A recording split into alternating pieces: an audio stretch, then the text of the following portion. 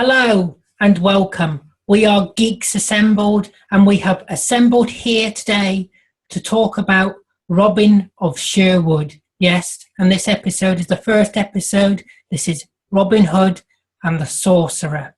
So let's see what Lee has to say about this one. Go ahead, Lee. Cheers, Alid. As I was saying off the cast, this is the 1980s take of the legend of Robin Hood. And I've got fond memories of this. This used to be on a Saturday night, tea time slot Saturday night on ITV. But luckily, Doctor Who wasn't on at the time because they was on the weekday showings in 1984. But this Michael Prado plays Robin Hood in this is absolutely excellent in this. I'd never seen him before in anything else, but he portrays Robin very, very good. And it's a sort of different take on the legend of Robin Hood because they've added the mythos of Herne the Hunter and all the magical stuff, which I quite like. That it's adds a bit more to it. And this one, Robin Hood and the Sorcerer, which is in two parts, is a good introduction to the beginning of Robin Hood and introducing you all to the band of merry men. Will Scarlet and John Little and Friar Tuck. It's very good. It's the action scenes are brilliant, all the fight scenes, and they do put all the well-known scenes of the archery tournament that's in there and everything. But for me as well, the locations, they use real castles. They're shot all over the country. It's shot in England, Wales, and Herne's Cave is Wookey Hollow, is it? Wookey Hole. Wookey Hole, yeah. It's shot in there, and to me, it just adds a little bit of spice to this. It's a brilliant thing. All the acting in it is, I think, is brilliant. It's not over the top. It's just played straight. And you say you've got Clive Mantle as Little John, brilliant actor, and Ray Winston as Will Scarlet. We all love a bit of Ray Winston, and this is his early days. It's brilliant. And also Anthony Valentine as the Sorcerer. Well, in his day, he was a brilliant actor. He passed away a couple of years ago, but he's a brilliant actor. It's from beginning to end. I love this, and as I said, it's a good introduction, and as the series goes on, it gets better and better. So just because I know what the series goes into, I'm going to give this an 8 out of 10 because it does build and build. An 8. Thank you, Lee. Now let's go over to Texas Tim. What does Texas Tim have to say about this? Well, I can't really argue with any of that. Lee is correct. This is a very good, very well-made program. I didn't get around to watching it till the 90s, of course, because I think it was shown over here, but it was called Robin Hood, and I didn't know, because they changed the name, and I didn't know anything about it until I read about it later in the 90s. And I was amazed by how good it is. It's very well shot. Like Lee said, the castle sets and all that stuff are amazing. They're legitimate actual castles, and it's out there in the country, and it looks very 1100s. And the cast in this is amazing. I'm guessing at the time they were a bunch of nobodies, I would guess. There's not really one star on the cast at this time, but they all went on to be major players in television and elsewhere.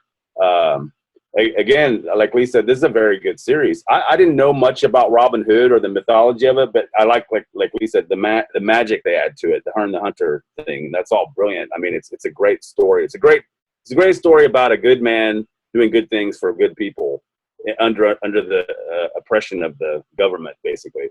But yeah, I would say this is an excellent beginning. The series does get better and better as it goes on, but this is a great beginning. I'd give it a 9.5.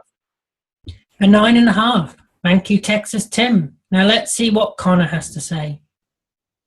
Yeah, I can't really add much to what's been said before. It's a great story. It's a new sort of take with the magic, as has already been said. I did enjoy it. It felt a lot different from the other adaptations of Robin Hood I've seen. Felt maybe just a little bit darker. I think, while everyone is saying, the Clive Mantles and the Ray Winstons and the Michael Perrys of the cast are really good, I think the one that steals it for me is Anthony Valentine as the Baron. Not only is he accompanied by a brilliant soundtrack whenever he enters the scene, it's just, I think he's a really sinister sort of role, and he's got an awful lot of presence for an actor. So yeah, I think personally he's my favourite out of the entire cast in this particular story. But yeah, I think it was funny seeing Friar Tuck fighting off a load of soldiers with a sword, because that's something that I wouldn't have expected to have seen before. And it was just that was a rather comedic moment. And as Lee said, the archery tournament, which later appeared in the Doctor Who episode 2 years ago. And yeah, I think, overall, not to repeat what everyone else has said, I think I'll give this an 8 out of 10. An 8. Thank you, Connor. Now let's see what Craig has to say. Go ahead, Craig. I quite like this Robin of Sherwood. I like the location shots more. Like it did add a lot of atmosphere. It's always good to go on location on TV dramas and that. I've got the star Michael Praed, I think his name is, who plays Robin. I think he's just joined the Emmerdale cast, or he's due to join Emmerdale. And Clive Mantle was actually born in Barnet, where I live, and he is the cousin of actor John Hallam, I think it is, and he was in Superman 4 as Nuclear Man, but unfortunately that was left on the cutting room floor, I've heard. I've got a quote from the crew on the actual filming, and they said, we get together once a year, cast, crew, props guys, one big family, and the key to success is the great camaraderie that we all had on the screen. So I thought that's quite a nice quote. All in all, I really enjoyed it, and I would give it a 8 out of 10. Another 8. Thank you, Craig. Let's go over to Beef Dad. Go ahead, Beef Dad. Well, I grew up with the earlier Robin Hood, and everybody at some point has heard the theme tune to that, Robin Hood riding the Glen. Although the Glens are in Scotland, so I never really worked that one out. This was a whole new take on it for me, to bring in the sort of shaman figure of Hearn, particularly as Hearn never actually appeared in literature until the reign of Elizabeth, and I think the first person to bring him into literature was William Shakespeare, in The Merry Wives of Windsor. Hearn was supposedly a huntsman in the forest at Windsor, and got into trouble and hung himself from an oak, and his ghost was then seen haunting round this oak, and that's where Hearn actually comes from.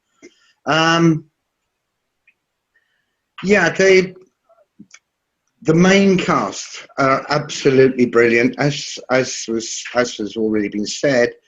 A lot of them were unknowns at the time. Michael Praed had never really done anything. Peter Llewellyn Williams, who played Much, is another one of those characters that you want to slap. But of course we don't do violence. Ray Winston, Will Scarlett, brilliant.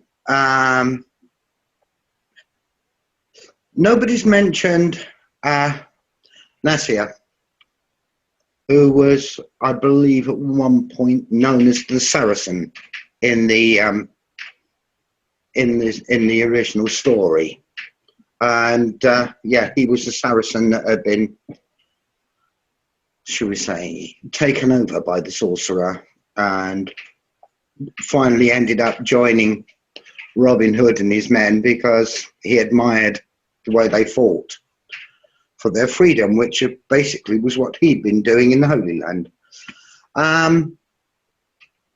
Yeah, Philip Jackson is the abbot. I mean, he is your archetypal abbot. He's there to be every abbot that was in England at the time, and they were all corrupt. The whole damn lot of them. And one of the magic characters for me in this is the old man who doesn't leave prison. The only way you're going to get out of here is feet first. So when they all go rushing out, he stays. And it's a magical little cameo for me. And Phil Rose playing Friar Tuck, well, when he finally takes to the sword, it's brilliant. Absolutely brilliant. John Abernary is playing Hearn is suitably mystical, shall we say. Love the hat. But yeah, he holds one of the things is he holds the whole thing together. Because where later on when Robin dies, he brings a new Robin, who then takes over the role of Robin of Sherwood. And yeah, he really does hold everything together, although he does not appear in every single episode.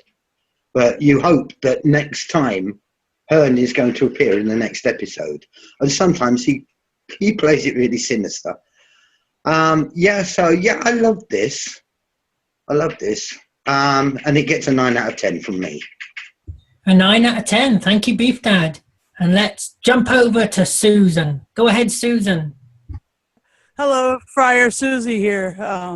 And I thought that this was an amazing piece of TV. It was rich. It had a great cast. It had sweet, beautiful cinema or videography, cinematography. Definitely full of meaning.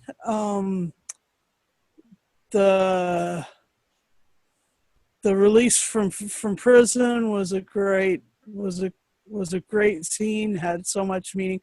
The release of the blessing onto Robin's life, that supernatural magic stuff, was really cool. And I thought that I loved how Friar Tuck took a stance against his vicar, his bishop or whatever, and Philip, like Beef Dad said, well played by Philip Jackson. Anyway, that was cool. And there was a lot of swordplay, which was amazing, fun and cool, wonderful battles, and archery. The archery was beautiful, well done. I all the really great parts of the swashbuckling Robin Hood story were in it, and Robin was amazing, and Maid Marian, such a beautiful portrayal of her, full of wit and wisdom and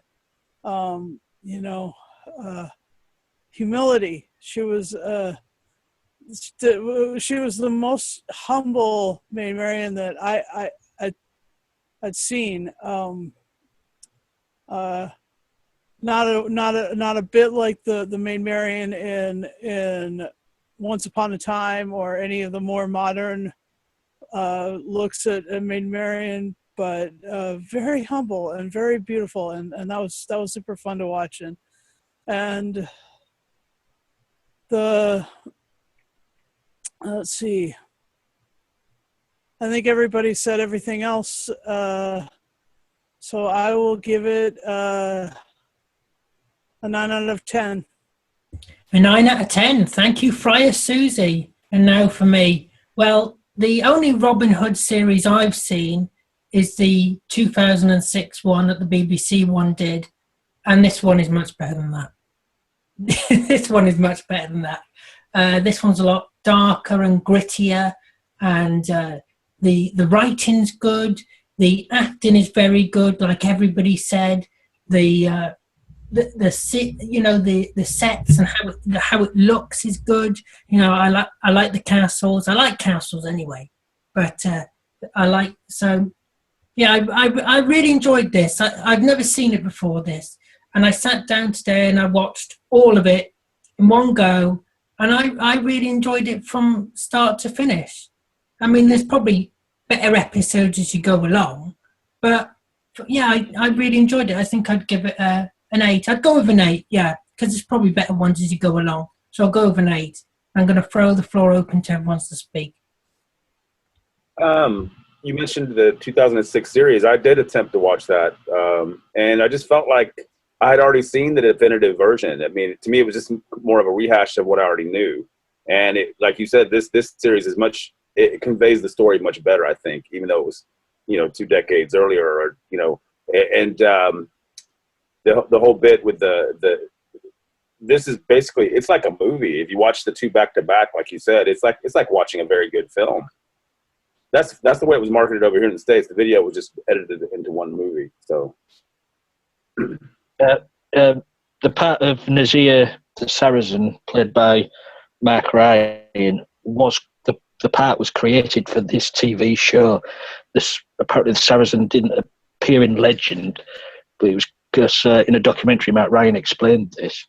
But later on in the was it the early 90s film version, Everything I Do It For You, they had a Saracen in that. So I think they took the TV thing and they thought that was the real Legend. But I've got to give a big thumbs up to Nicholas Grace playing the Sheriff of Nottingham, because nobody's mentioned the Sheriff of Nottingham yet. He just oozes pure evil. And in these episodes, he's subdued. But as the series goes along, he really, really does get badder and badder. So if you ever watch any more of these, always look out for Nicholas Grace. He's brilliant. And also, the music to this TV series, the theme song by Clannad, the Irish group, just haunting. It's a haunting tune, Robin the Hooded Man. Not only that, they put did it in the all the incidental music as well. Excuse me. Yeah, they did, yeah. It just, all the way through the series, it's just simple music, but it's a very haunting music that they create for the series. A very, very good band. If you ever get any of their albums, check them out. Anybody else have anything to add? Yeah, I quite enjoyed the performance of Robert Addy as Guy of Gisborne.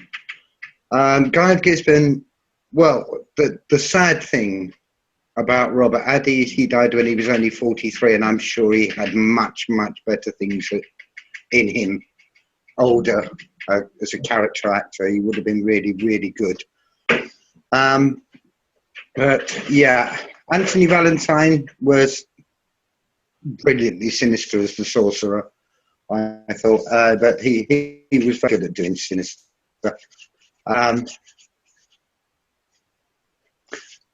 On another geeky note for you, there have been several different uses of Hearn. I think the most recent one was the Terry Pratchett one. Hearn was a small god, and he was the god of small forest creatures that go squeak splat.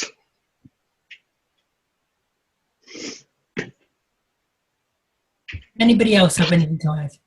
I've got another geeky note for you. Going back to Matt Ryan again, who plays Nazir the Saracen. Here's the geeky bit. He's the voice of Bumblebee in the Transformers movies. Oh, God. Well, we are called Geeks Assembled, so anything geeky. It was Anyone interesting else? how quiet he was on this show. He never had much to say, but you could look at his face and know what he was thinking half the time. Very Well, good actor. that's because he's from Doncaster, and he's got a very strong Doncaster accent, and he's supposed to be a Saracen. Yeah, so he didn't have much to say because I think his accent might have come through. Anyone else have anything to add? Yeah, I absolutely love Clannad, and I thought that the soundtrack was gorgeous, just gorgeous. I loved the way it swept in, and the theme song was beautiful. I agree, Lee. I'm a big Clannad fan. Moya Brennan is, in my mind, in my heart, she's amazing. So I have to warn you, you should start worrying when you start agreeing with Lee. You should start worrying. oh, but if you don't love Clannad, I mean, how can you enjoy music of any kind? I mean, Clannad is gorgeous. Moya Brennan, brilliant. I mean, Clannad at the time, it's Clannad. It's Clannad. But one of the things is, at the time that they did this, they had a keyboard player who went on, she finally left them, she went on to pursue a solo career. And I'm sure everybody here has heard of Enya. Enya, yeah. Enya. Yep. She's Moya Brennan's sister. They're family. That's right. Any more to add? No? Well, that's it. I would like to thank everybody here for joining me. I'd like to thank you for watching. Don't forget to like, subscribe, comment and share. Tell us what you think about this episode of Robin of Sherwood. And as always, take care, look after yourself, and we'll see you next time.